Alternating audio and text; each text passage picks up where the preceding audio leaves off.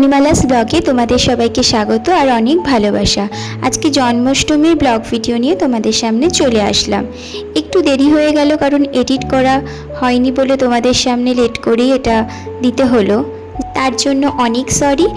তোমরা ভিডিওটা পুরোটা দেখো। ভিডিওটা আমি সকাল থেকেই শুরু করেছি।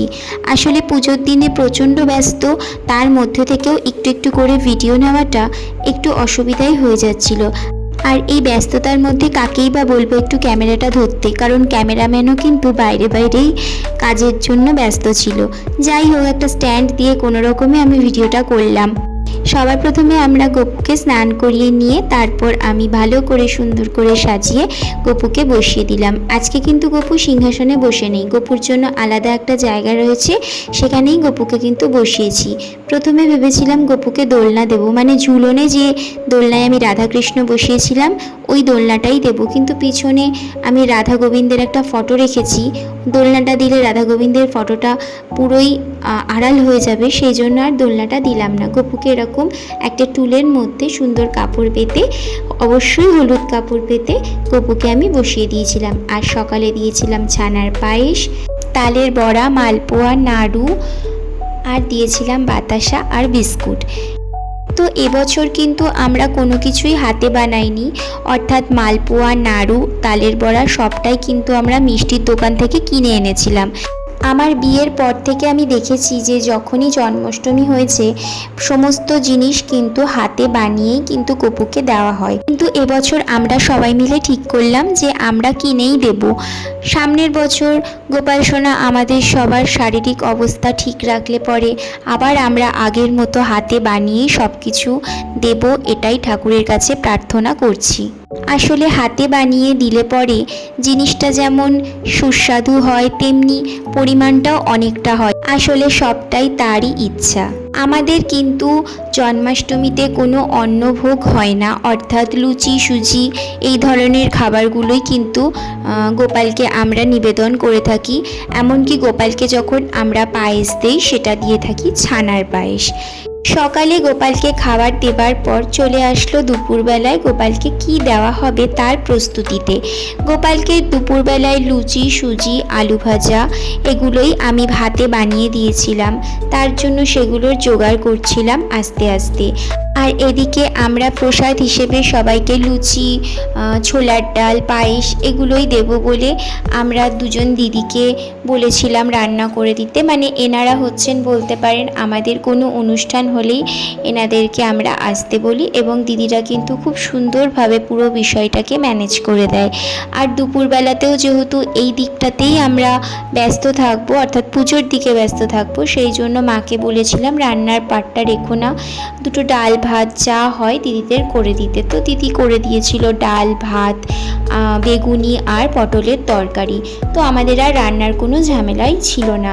মা আবার জন্মাষ্টমীর দিনে কোনো রকম অন্ন গ্রহণ করেন না, সেদিনকার শুধুমাত্র লুচি, সুজি যা হবে এই ধরনেরই খায়। তো মায়ের জন্য আলাদা করে লুচি আমি আর করিনি, ঠাকুরকে যে ভোগটা দিয়েছিলাম সেটাই মাকে দিয়েছিলাম। এই যে এবার আমি ঠাকুরের আস্তে আস্তে ভোগগুলো তৈরি করে নিচ্ছিলাম।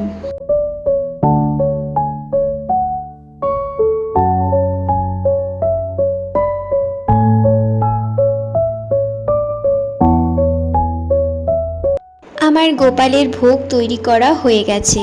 গোপালকে দুপুরবেলায় দিয়েছিলাম ফল প্রসাদ আর সঙ্গে দিয়েছিলাম লুচি, সুজি, আলু ভাজা, মালপোয়া, তালের বড়া, নাড়ু এগুলো আবার রিপিট করেছিলাম। আর দিয়েছিলাম 5 রকমের মিষ্টি, আর সাথে দিয়েছিলাম যেরকম ধরনের মিষ্টি এনেছিল সবগুলো থেকেই একটু একটু করে গোপালকে আমি দিয়েছিলাম। বাড়িতে পুজো অনুষ্ঠান থাকলে কিন্তু খুব আনন্দই হয়, আর বিশেষ করে এই পুজোকে ঘিরে কত কিছু প্ল্যান চলে, যেমন কাঁচরাপাড়ায় গিয়ে মার্কেটিং করে আসলাম, তারপর ধরেন ঘরে কিছু ডেকোরেশন চেঞ্জ করছি, এইসব করতে আমার কিন্তু ভীষণই ভালো লাগে। মাকে জন্মাষ্টমীর পুজো করতে করতে বলছি এর 2 মাস পরেই কিন্তু আবার হবে লক্ষ্মী পুজো, আবার কিন্তু বেশ এরকম ধুমধাম হবে, কত আনন্দ হবে। তো আস্তে আস্তে সেই দিনগুলোও কিন্তু গুনতে আরম্ভ করে দিয়েছি। আর মাঝে তো দুর্গা পুজো আছেই। একটু ভাবলাম দিদিরা কীরকম রান্না করছে, যাই একটু ক্যামেরা বন্দি করে আনি। তো দিদিরা বলল দুপুরের যেটা রান্না করে দিয়েছে সেটাও একটু দেখাতে। ডাল, ভাত আর বেগুনি ছিল, সেটা দেখাতে পারলাম না, পটল আলুর তরকারি। তো যাই হোক, এরপর বিকেলবেলায় সন্ধে দিয়ে দিলাম। মাঝে আমি একটুখানি লাইটিং করে দিয়েছিলাম, কারণ জায়গাটা একটু অন্ধকার অন্ধকার লাগছিল। বাড়িতে সমস্ত আত্মীয় স্বজনরা আসতেও শুরু করে দিয়েছে। বেশ বাড়িটা বেশ গমগম করছে, খুব ভালো লাগছে কিন্তু। আর সাথে আমার ছেলে খুব খুব আনন্দ করছে, কারণ ওর আনন্দ করার মতো প্রচুর সঙ্গীরাও কিন্তু বাড়িতে এসেছে।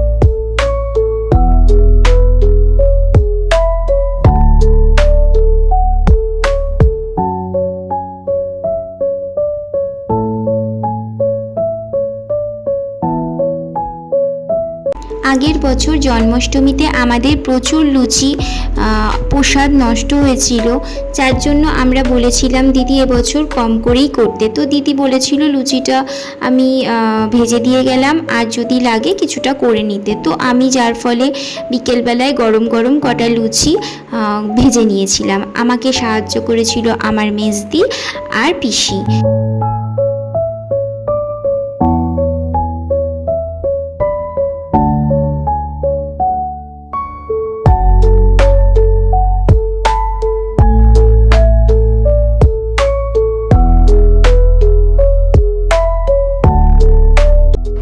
সব কিছু আমাদের ঠিকঠাকভাবেই কিন্তু হয়েছিল। দিনটা খুব সুন্দর কাটলো।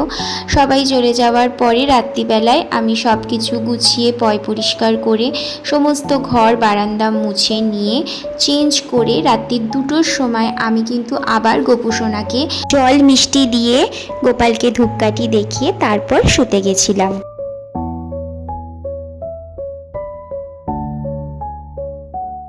আজকের ব্লগ ভিডিওটা তাহলে কিন্তু আমি এই পর্যন্তই রাখলাম। যদি ভালো লাগে তাহলে অবশ্যই একটা লাইক কমেন্ট করবেন আর শেয়ার করে অন্যকে দেখার সুযোগ করে দেবেন। আমার চ্যানেলটা সাবস্ক্রাইব করতে একদম ভুলবেন না। পাশে থাকা বেল আইকনটায় ক্লিক করে অল করে রাখবেন, যাতে আমার চ্যানেলে আপলোড করা ভিডিওগুলোর নোটিফিকেশন সবার প্রথমে আপনাদের কাছেই পৌঁছে যায়। ভালো থাকবেন, আবার নতুন ভিডিও নিয়ে আপনাদের সামনে চলে আসব। রাধে রাধে।